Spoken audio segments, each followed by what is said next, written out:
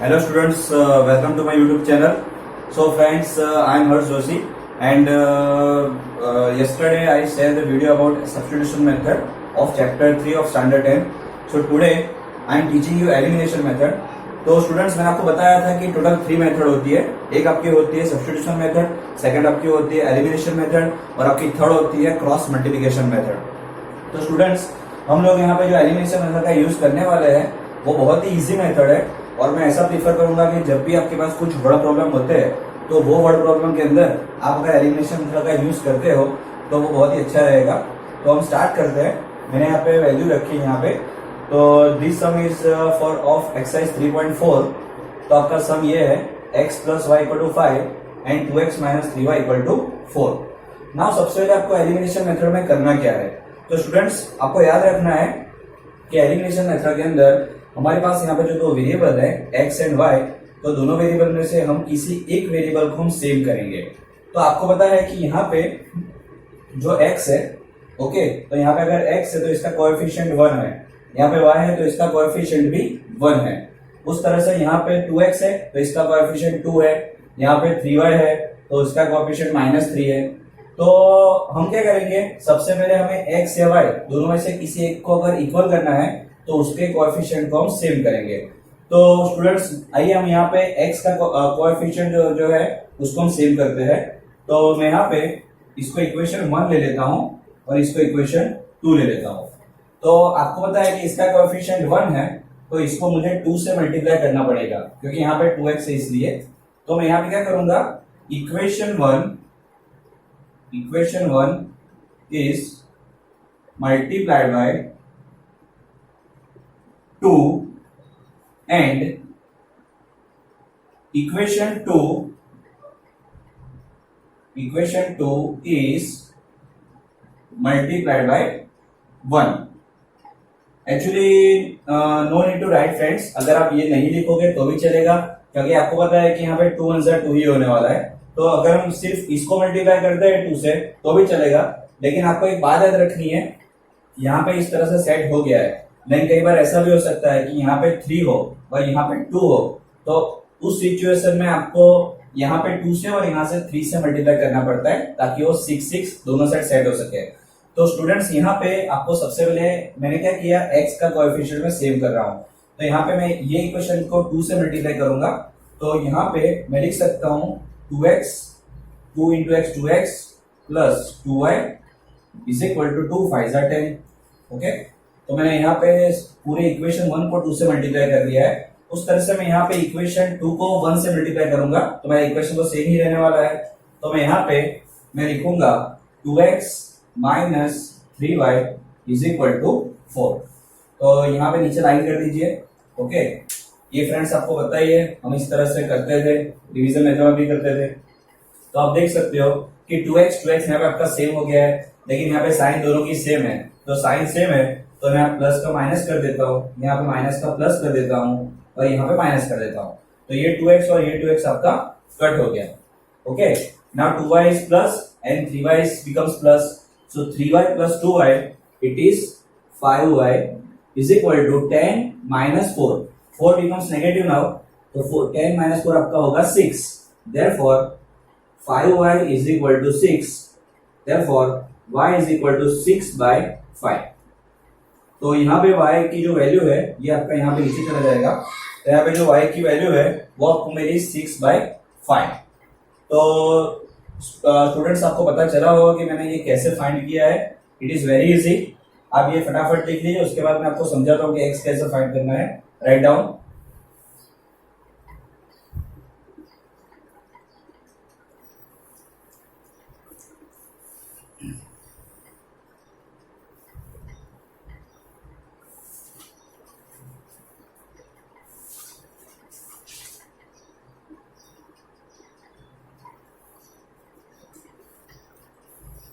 Okay, so students, once you get the value of y, after that you put into any the equation।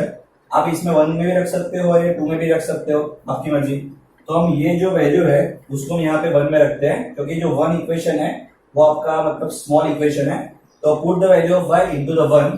तो मैं लिखूंगा put the value of y put the value of y into equation 1। तो आप देख सकते हो कि यहाँ पे x मैं x ही रखूंगा, प्लस करके y की जो वैल्यू है 6/5 वो मैं वहां पे रखूंगा, इज इक्वल टू मेरे पास हो जाएगा 5।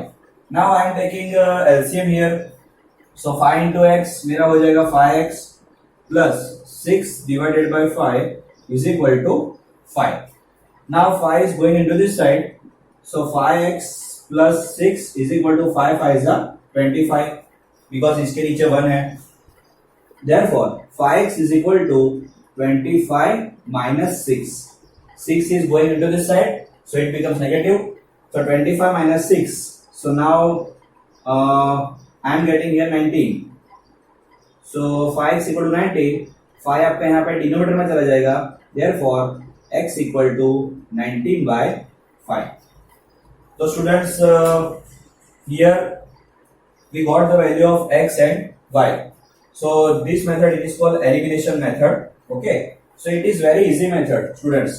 आपको करना क्या है, दो इक्वेशन आपको दिए होंगे, तो दो इक्वेशन में से आपको x और y आप दोनों में से किसी एक वेरिएबल को सेव करना है। ओके, तो आप देख सकते हो कि यहाँ पे जो कोएफिशिएंट होगा वही कोएफिशिएंट आपको यहाँ पे लाने का ट्राई करना है। ओके, अगर डायरेक्टली नहीं आता ओके तो आप क्रॉस में कर सकते हो, मतलब ये इसका जो कोएफिशिएंट होगा वो हम यहाँ पे मल्टीप्लाई करेंगे और यहाँ पे जो कोएफिशिएंट होगा वो हम यहाँ पे मल्टीप्लाई करेंगे। बाद में किसी जो सेम हो जाता है वो कट हो जाएगा और आपको सेकंड वेरिएबल मिल जाएगा और उसकी वैल्यू आप रखोगे किसी और इक्वेशन के अंदर, तो आपको एक्स एंड वाई की वहां से वैल्यू मिल जाएगी। तो I hope students you understood. Okay, write down.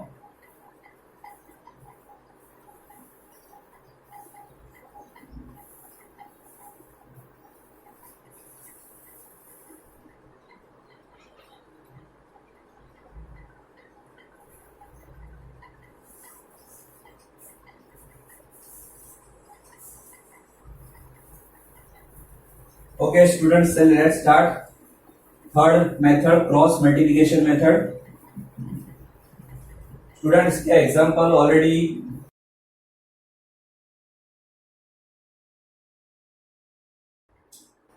To x plus y is equal to 5 and 3x plus 2y is equal to 8। तो यहाँ पे स्टूडेंट्स ऐसा बोला गया है कि which of the following pair of linear equation has unique solution, no solution or infinite many solution? In case there is a unique solution, find it using the cross multiplication method। तो हम सबसे पहले check करते हैं कि ये आपका unique solution है कि नहीं है। तो मैं सबसे पहले ये जो इक्वेशन है उसको मैं ax plus by plus c के फॉर्म में ले आता हूँ। तो सबसे पहले आप यहाँ पे इसको ले आइए, तो मैं इसको ऐसे लिख सकता हूँ 2x plus y minus 5 equal to 0। Equation 1 5 आपका नेगेटिव हो गया, इक्वेशन 2 में से 8 यहाँ पे आएगा, तो आपका ये हो गया 3x plus 2y minus 8 equal to 0। तो सबसे पहले आपको इस तरह से यहाँ पे दो इक्वेशन लिख देने हैं। ओके, अभी आपको चेक करना है कि यूनिक सॉल्यूशन मिलेगा कि नहीं मिलेगा। तो उसके लिए हम यहाँ पे देखेंगे।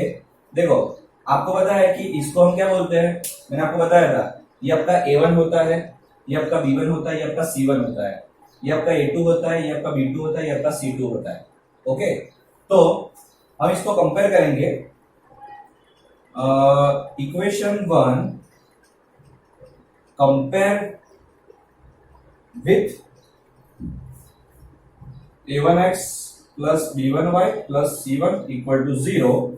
अगर इसका कंपेयर करते हैं, equation 1 is compared with line 1, then हम बोल सकते हैं कि A1 की वैल्यू आपको 2 मिलेगी। ओके, A1 की वैल्यू आपको 2 मिलेगी, B1 की वैल्यू आपको 1 मिलेगी, क्योंकि आपका इक्वेशन 1 में इसका कोएफिशिएंट 1 है इसलिए, और C1 की वैल्यू मिलेगी -5। तो मैं यहाँ पे लिख सकता हूँ कि A1 is equal to 2, A1 equal to 2, B1 is equal to 1 and C1 is equal to -5। Okay, C1 equal to -5। तो यहाँ पे मेरा जो इक्वेशन 1 है उसके मुझे कोएफिशिएंट मिल गए A1 B1 C1। उस तरह से यहाँ पे जो मिलेगा आपको सेकंड का, उसको आपको A2 B2 और C2 बोलने का। तो हम यहाँ पे लिख सकते हैं कि equation 2 compare with a2x plus b2y plus c2 equal to 0। तो यहाँ पे a2 इक्वल टू 3 आपका होगा, a2 इक्वल टू 3। आप यहाँ पे देख सकते हो कि ये जो होगा वो a2 होगा, a2 यहाँ पे ये y का कोएफिशिएंट b2 और कांस्टेंट टर्म आपकी होगी c2। तो a2 equal to 3, b2 equal to 2 and c2 equal to -8। तो स्टूडेंट्स आपको ये पता चला होगा, this is the coefficient of x y and this is the constant term. सबसे पहले आपको ये लिख देना है, राइट डाउन। आपको यहाँ पे इसको ये जो इक्वेशन है वो आपको यहाँ पे कंपेयर करना है सेकंड के साथ।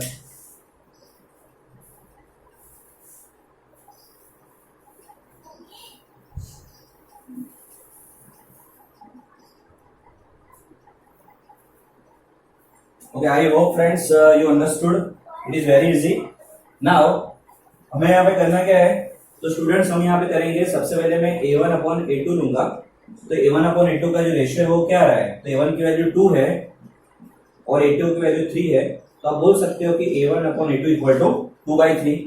उस तरह से हम यहाँ पे लेंगे b1 अपॉन b2। तो जो b1 है उसकी वैल्यू 1 है और b2 की वैल्यू आपके पास 2 है।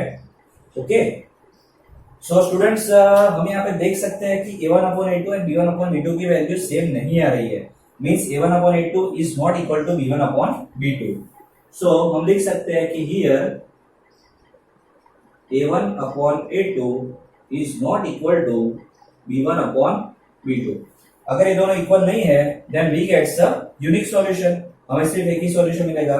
तो आप लिख सकते हो वी गेट्स यूनिक सॉल्यूशन। तो स्टूडेंट्स यहाँ पे आपको जो फाइंड करना था कि यूनिक सॉल्यूशन है कि नहीं है, तो हम ये मेथड से फाइंड कर सकते हैं। अभी हम चलते हैं क्रॉस मल्टीप्लिकेशन पे। आई होप आपको ये पता चला होगा, राइट डाउन फास्ट।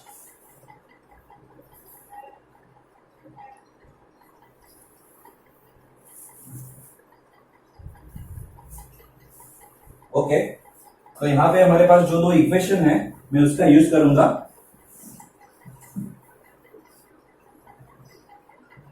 ओके, तो आपके पास है सबसे पहले 2x plus y minus 5 equal to 0। तो आपको यहाँ पे करना क्या है, सबसे पहले यहाँ पे हम x के नीचे, यहाँ पे y के नीचे और यहाँ पे कांस्टेंट हम उसके नीचे में रखेंगे इस तरह से।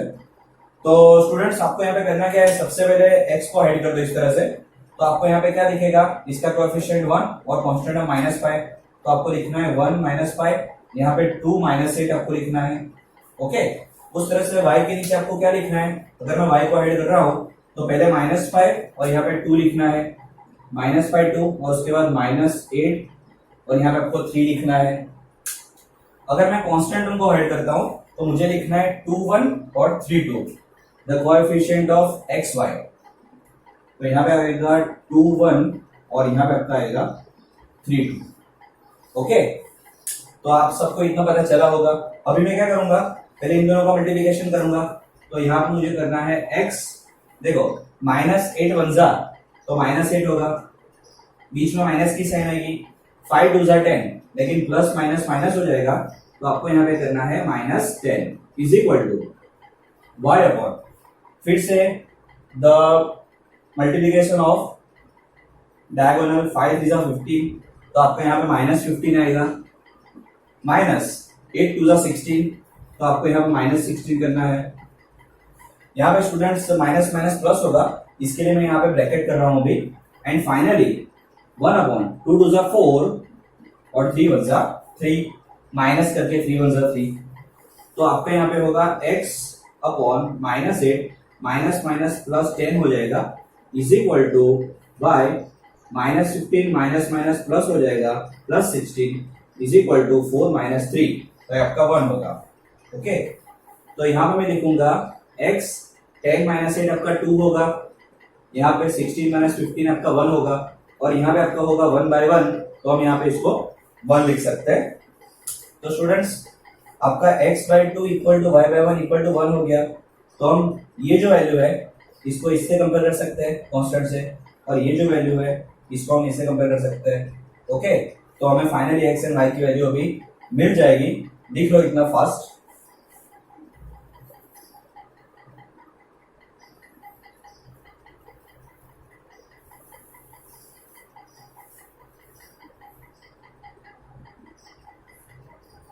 तो स्टूडेंट्स अगर हम इसको कंपेयर करते हैं, इसको इससे कंपेयर करते हैं, तो हमें यहाँ पे मिलेगा x by two is equal to 1/1, तो 1 ही होगा, तो आपका 2 वहां पे जाएगा, तो हमें मिलेगी x की वैल्यू 2। उस तरह से अगर हम इसको कंपेयर करते हैं तो y/1 इक्वल टू 1, तो यहाँ पे आपको मिलेगी y की वैल्यू 1। तो स्टूडेंट्स इस तरह से हम x और y की वैल्यू निकाल सकते हैं। So students I hope you understand. Okay, so this is called the cross multiplication method. So today I share with two method. One is elimination method and second is cross multiplication method. So students I hope you understood. Okay, अगर आपको ये पता चला हो अच्छी तरह तो आप मेरी चैनल को लाइक शेयर और सब्सक्राइब जरूर कीजिएगा। Thank you very much.